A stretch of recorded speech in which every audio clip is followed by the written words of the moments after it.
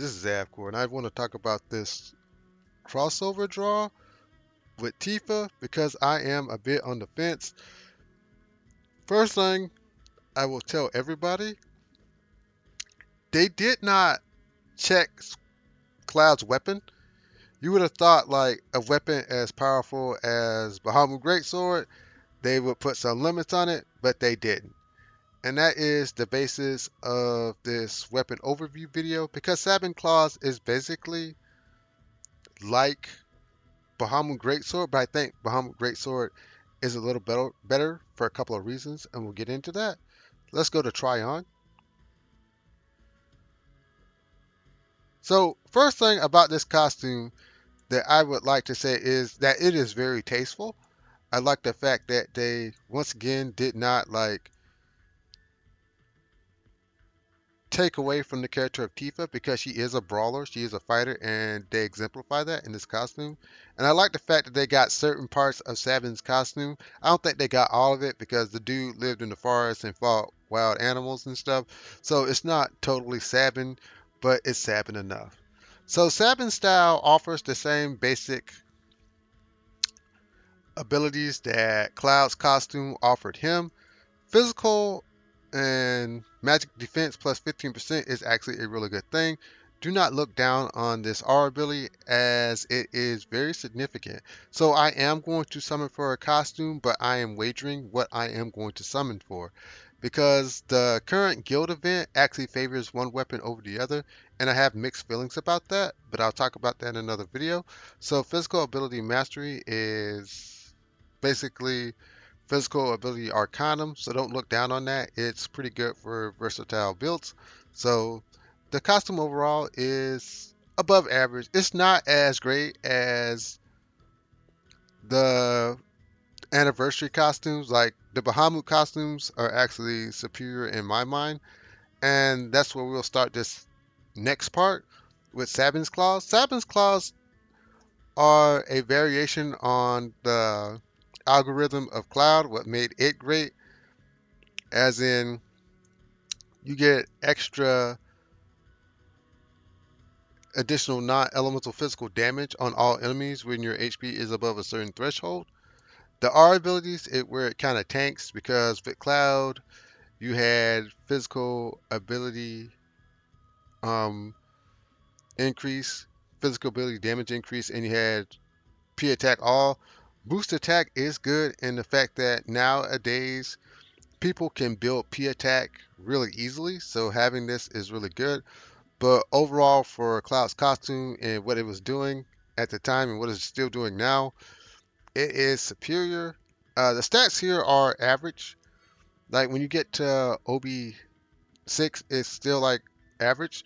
For an event weapon, I would expect a little more. But with here, Aura Cannon, you're doing 670 physical non-elemental damage to all enemies. Also, your P attack is increased, but if you do it 3 times, it will go to high. So that's something to consider. Like here, it only goes to mid. Here, after 3 times, it will go to high. So that's something that you have to consider when comparing it to Cloud's weapon. You do not get the ATB increase, which is kind of significant to be honest. When you combine that with Nailbat, I found that a lot of players are able to do amazing things, which is kind of weird that they would give Cloud so many little tiny mechanics to make him good, but they did. So with Aura Cannon, what you're trying to do is you're actually trying to use this consistently. Like Cloud's weapon is a weapon that you actually can use over and over again because of this effect. They never checked it. Like I said at the beginning of this video, the devs never checked this. They never made content that would check this ability yet. So those people who got Cloud and OB10 it, they had an easy time as of late. But I guess they're going to check it later.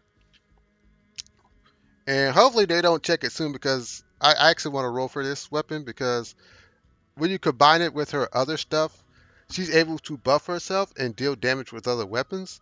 And since I don't have any physical weapons really with her, this would be really good. So moving past that, let's look at the support abilities, P attack, magic attack. I think this is kind of sus because what the devs want you to do, in my mind, theoretically, is simply to use this weapon to do damage and buff yourself up so that you can use other stuff, which in my mind is pretty decent. But nowadays, you don't want to mix like you never want to mix magic attack with physical attack, either magic attack or physical attack. That's what they're trying to do. I guess they're moving in that direction, but I don't know. So here you're like 800 physical, 9 elements damage, which is kind of good when you consider this. These two things actually put you like around 100 thousand like damage, and the fact that you're actually increasing your P attack more so than your magic attack is extremely significant. So each time she uses her attack, it actually gets stronger. As with Cloud, you're actually getting a burst rush of speed, and then you're over time dealing damage.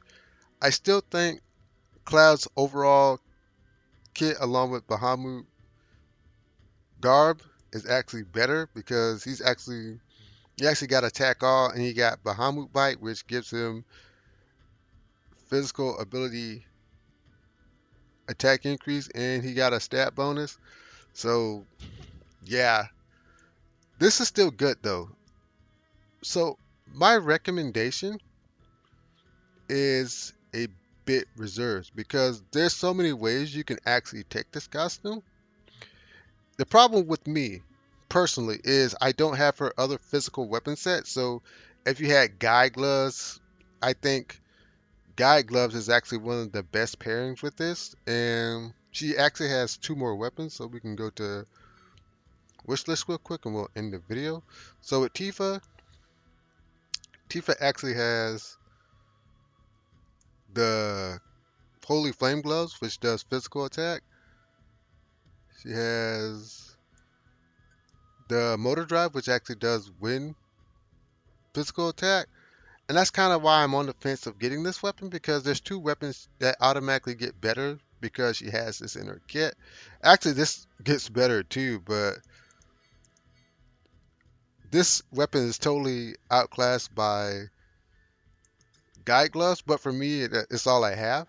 So when you think about the whole of this, it's really interesting what they did with it. So my thoughts are take a look at what you have and see if this can make it better. If you have a lot of Tifa's weapons, then obviously you should go for it. And more importantly, Princess Garb is in this.